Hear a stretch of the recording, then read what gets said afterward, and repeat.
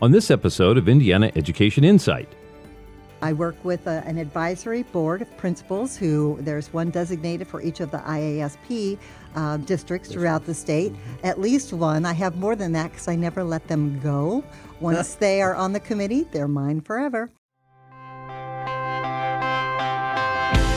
Every week, the Indiana Association of Public School Superintendents is taking you inside today's Indiana education collaboration and tomorrow's education trends. We're staying on the pulse of public school innovators throughout Indiana and beyond.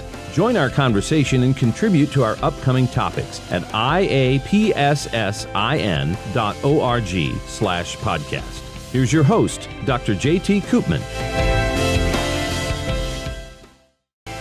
Thanks for joining us on today's episode of Indiana Education Insight. I'm Dr. J.T. Koopman, Executive Director of the IAPSS. This podcast is being delivered by our IAPSS team and produced by our friends at Edge Media Studios. As Executive Director of IAPSS, I'm excited to bring you this weekly show where we feature Indiana education innovators from all over our great state. From students to superintendents. We'll also be talking to higher education leaders and educators at the state level as we work together as proactive public education advocates, and that's why IAPSS is here and why we're proud to bring you this show. Every week, we're talking about trending topics in the public education space, while bringing in Indiana education innovators to hear their perspective.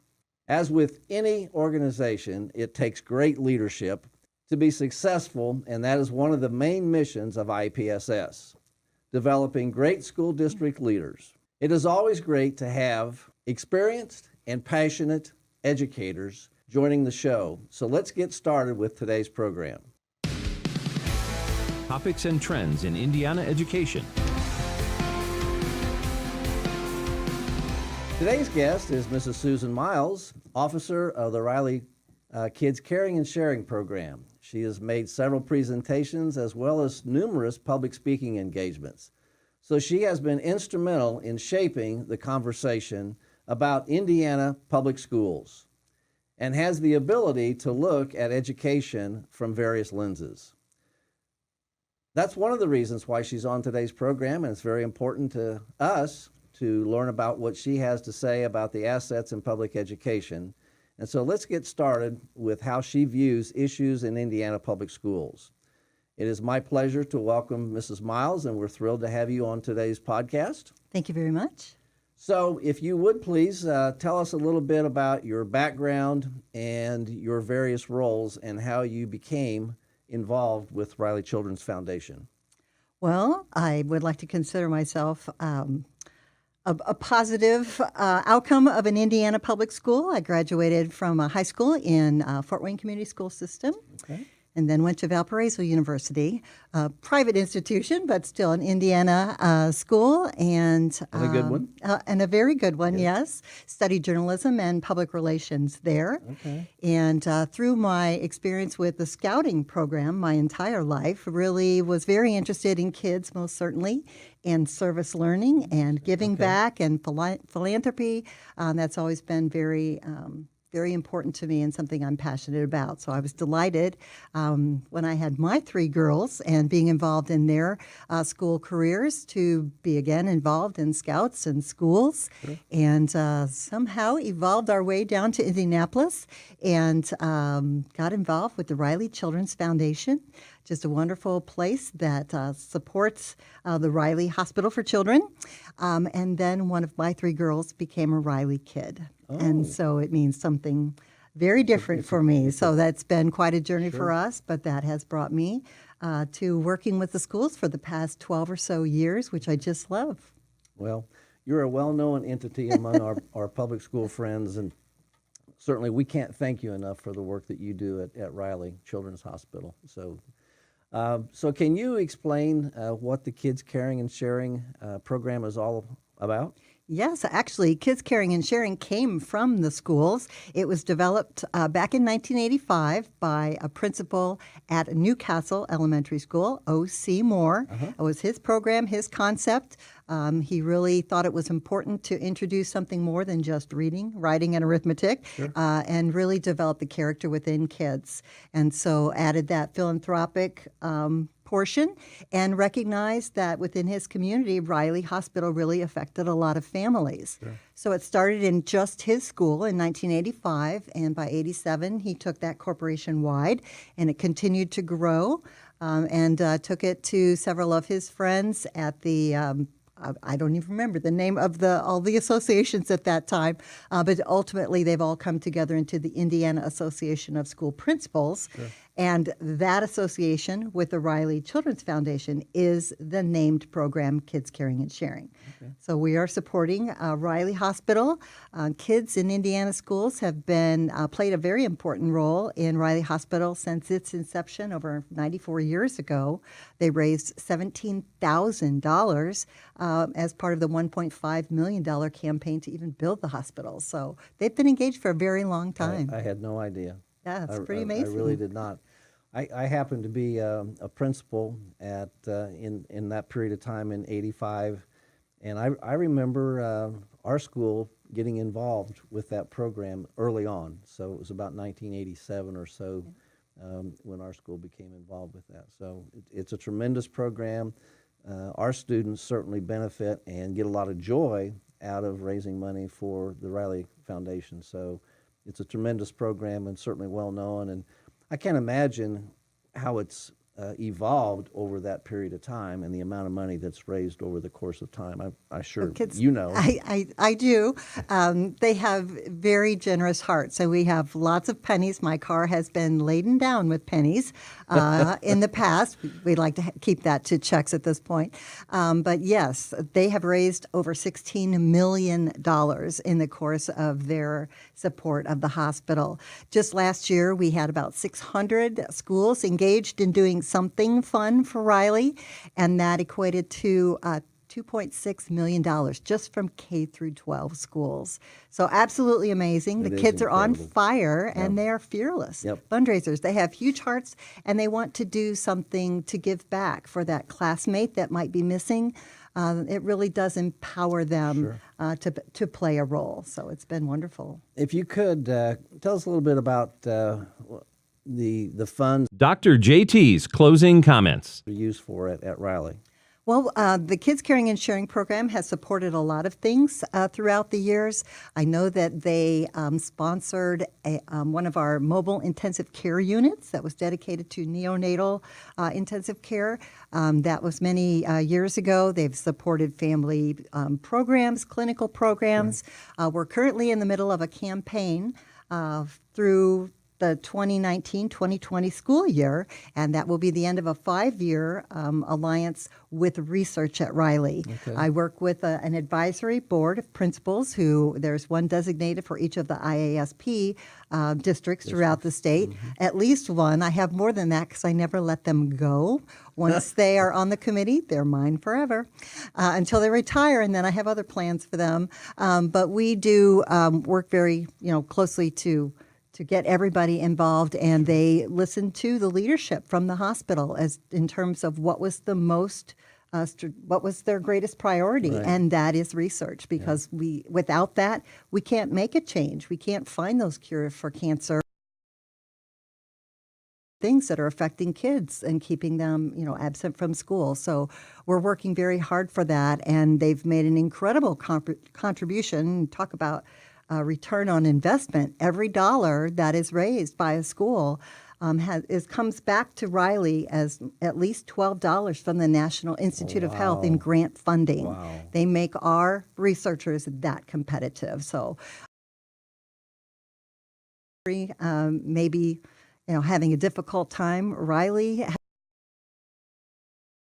has 8 hospitals in securing National Institute of Health funding. So that's pretty amazing. That's phenomenal. Yeah. This is not necessarily something that we've talked about, but was the Ride for Riley. Was that like The recently? Miracle Ride? Yeah. That will be, now you're going to get, it should be this next weekend. That's It's what I generally the thought. Memorial Day You're right. weekend. Yep. And yes, the foundation is so large that, and our support throughout the state is so large that there are 70 of us at the foundation.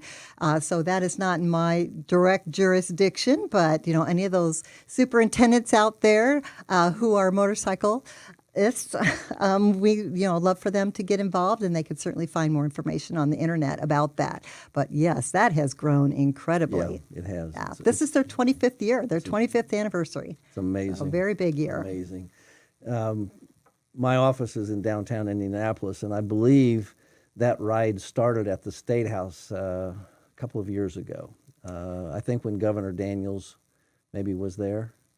That I don't know. I mean, 25 years is a long time. That probably predated him. I know that they ride on the campus. They used to stage on the campus of IUPUI, and they outgrew that. And it takes them several hours to drive by the hospital where the kids who are able to come out and greet them as it's quite the parade. It is quite the parade, absolutely. So why is a program like Kids Caring and Sharing an important tool for schools, and how does it affect them? Well, again, that service learning component and teaching children early about being engaged citizens and giving back. It's a wonderful opportunity to teach that, and with Riley being really affecting families throughout the entire state. We have families from all 92 counties, make over 300,000 patient visits a year to the hospital. So wherever you are in the state of Indiana, Riley really is a viable local charity because you will see us at work in your community. That's awesome. Now, I know that by virtue of a little bit of background knowledge that you have schools, and then you also have school corporations that are involved. So can you define the difference between schools and the corporations, and how can a school or a corporation get involved? Yes, we have a goal each year for schools to raise $1 per student, and in that we designate them as a red wagon school. Okay. And we found a couple of years ago that we had entire school corporations who were really inviting their schools to be engaged collectively, especially Fort Wayne Community Schools was one of our first to really lead that effort. So each year they have at least a month-long campaign in February that they kick that off.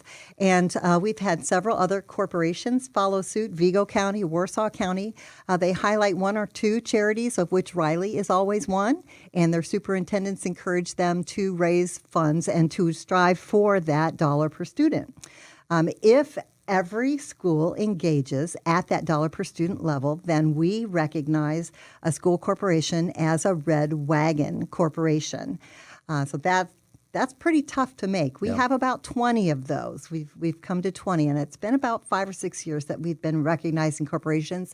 I've noticed that superintendents are just a little bit competitive, so it's kind of fun to engage them in that way. We also recognize corporations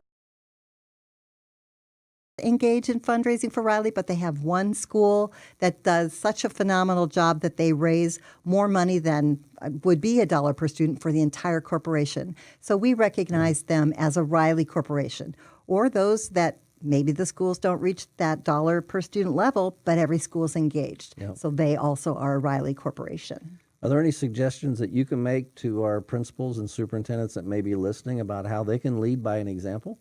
Well, certainly. We'd love to have you give and support Riley Hospital personally. It's always much easier to invite people to raise money when you support the cause yourself. So they could certainly make a gift online. I really would love to challenge superintendents throughout the state to consider a Riley Society level gift, which is $1,000 a year. So that would be just $84 a month. And they could do so online very simply. They could go to rileykids.org. There is a red menu bar at the top of our launch page there. In blue, you will see the word donate. You can click on that. And then you can choose either a one-time gift of $1,000 or a monthly gift, and it will say Riley Society level.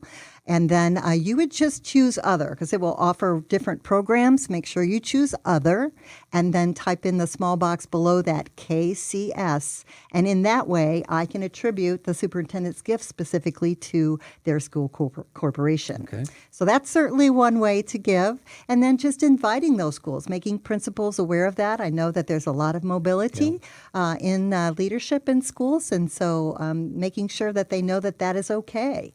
There are a lot of wonderful organizations out there to support. I can't find any other than Riley that are so broadly encompassing, whether your passion is about supporting cancer research or kids who have asthma or heart defects. All of those areas come together under that Riley umbrella. And so that would certainly be a way to do that. And, make that a priority for your corporation. That would be a wonderful thing to do.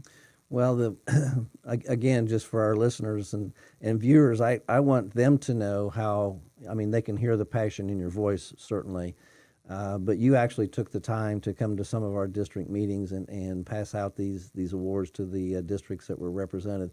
That's your commitment to this foundation and what you do on behalf of the Riley Foundation. So I want to make sure that I thank you for that. Well, thank you. You're a great ambassador Well, for the thank program. you. I appreciate the opportunity. It means a great deal to me, certainly as a mom of a Riley kid, but there's so many kids, and the need is so great. And again, that opportunity to give back, it's just amazing to see kids when they understand what an impact they have. Are there other ways that we could see community involvement in the Riley Foundation? Yes, you'll see Riley in your community. If you've had a student that has been at the hospital for an extended period of time, we have a fabulous Bear in the Chair program, courtesy of our friends at Speedway. They are our largest corporate donor at over $1 million a year. But on top of that, their employees actually raise funds to purchase these bears that are as big as a third grader, truly big fluffy bears that I put in the back of my car in a car seat or actually in the seatbelt. And I deliver those along with other colleagues to the school. So if a child has to be at Riley for an extended period of time, we put a bear in their chair at school so that their friends remember them. Oh, that's cool. There are great opportunities to engage through Skype and all kinds of different things. And it's been wonderful for our patients to know that they've not been forgotten. Right. So the bears have been in hot air balloons, on lots of field trips. I've seen books written about the bears. It's been a great engagement opportunity.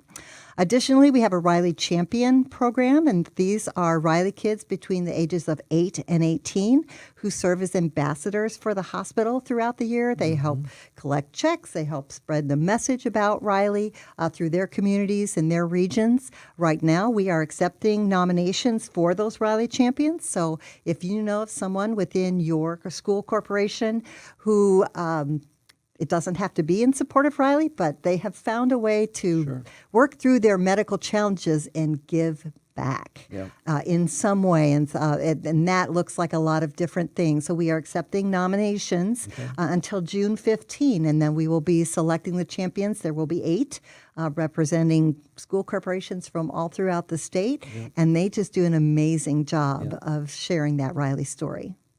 Now, you also have volunteers. Am I correct about that? How does somebody get involved as a volunteer? We do. Certainly, they can be a volunteer at the hospital. You do have to be 18 due to the nature of the business. One of the things that is special about Riley is we have teachers at Riley Hospital. There are 9 full-time teachers, and they need a lot of help. So any of those folks that have a valid teaching license, that have extra time, that's kind of laughable, or they're retired, and even then they might not have that extra time, but to be able to come and actually work with the kids at the hospital would be a great thing to do. Reading specialists, all kinds of different certificates would really be helpful. I know that we have one particular tutor at the hospital who's been on the sidelines this last year, but Andrew Luck is one of our tutors. So it would be wonderful to have folks volunteer in that way, and I can help make that connection for them with the director of that program. Okay, that is awesome. So in closing, what advice would you have for Indiana school leaders, and how can they get involved and stay involved with this program?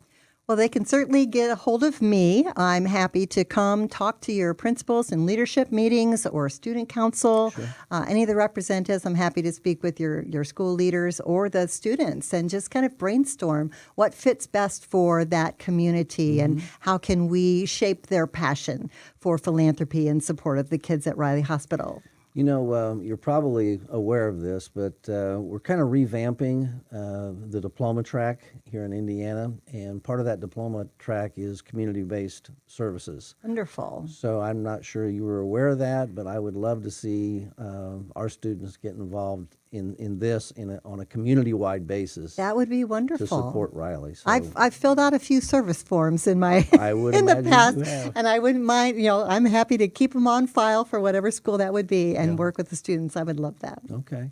Anything else that we haven't covered that you would like to mention? I'm sure there probably is, but I certainly welcome this opportunity to share that message, and it's been wonderful, JT, and having you come and serve on the advisory board, and your support of this program and helping us share this message is just absolutely wonderful. So I thank you very much for that. Certainly my pleasure, and it's a great opportunity, and I haven't done nearly enough, but whatever I can do, because you're so enthusiastic. Speaking of an ambassador for the program, well, you're thank a you great very ambassador much. for the program. Did we mention the website? I don't recall. Well, it's rileykids.org. Okay, that's So pretty simple, and pretty you can easy. find me at that at Smiles, SMILES, at rileykids.org. So happy to answer any questions. All right. Well, I want to thank you for being our guest on today's edition of Indiana Education Insight. Now it's time to wrap up this episode of my take on the current state of affairs in the Indiana education landscape.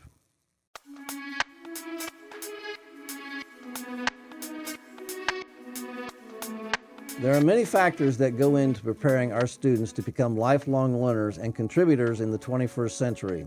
As such, we need to begin to change the dialogue. We discussed the need for strategic planning for schools, and this all requires money. But with so much emphasis on testing that is truly meaningless, isn't it time to change the dialogue? Through this public dialogue, it is my hope we can get our legislators and state leaders to see the value of public schools and the nexus of promoting public schools in economic development of Hoosier communities. I see these as investments in children and our state, not an expenditure. Perhaps we can pursue this issue and others in another segment. On our next show, June 18th, we welcome Mrs. Carol Griffith, Vice President from Teachers Credit Union. Perhaps she can provide some additional insight into the State House and education. Join us for that and more on the next Insight into Indiana Education. Thanks for being part of education. Please stand up for Indiana Public Schools.